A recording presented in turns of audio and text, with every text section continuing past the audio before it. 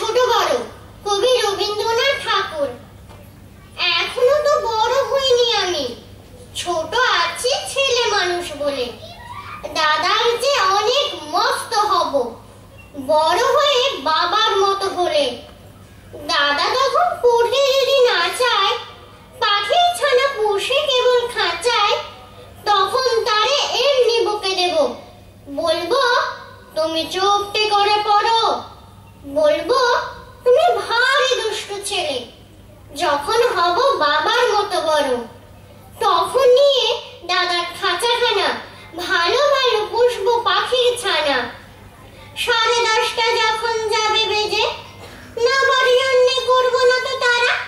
ছাতা একটা ঘাড়ে করে নিয়ে চুটি পায়ে বেরিয়ে আসবো পাড়া। গুরুমশাই দাওয়াই এলে পরে চৌকি এনে দিতে বলবো ঘরে। তিনি যদি বলেন সেলেট কোথা, দেরি হচ্ছে, বসে পড়া করো, আমি বলবো খোকা তো আর নেই, হচ্ছে যে বাবার মতো বড়। গুরুমশাই শুনে তখন কবে, বাবু মশাই আসি এখন তবে। খেলা করতে নিয়ে যেতে মাঠে ভুলু যখন আসবে বিকেল বেলা, আমি তাকে ধমক দিয়ে কব, কাজ করছি, গোল করো না মেলা। রথের দিনে খুব যদি ভিড় হয়, একলা যাব, করবো না তো ভয়।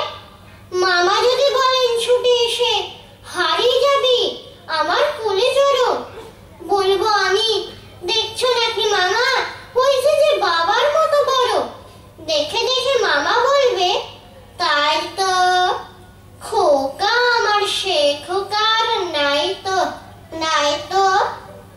আমি যেদিন প্রথম বড় হব মা, সেদিনে গঙ্গা স্নানের পরে আসবে যখন খিড়কি দৌড় দিয়ে, ভাবে কেন গোল শুনিনে ঘরে।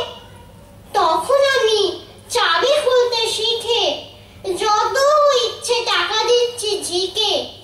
মা দেখে তাই বলবে তাড়াতাড়ি, খোকা তোমার খেলা কেমন ধরো। আমি বলবো মাইনে দিচ্ছি আমি, হয়েছি যে বাবার মতো বড়।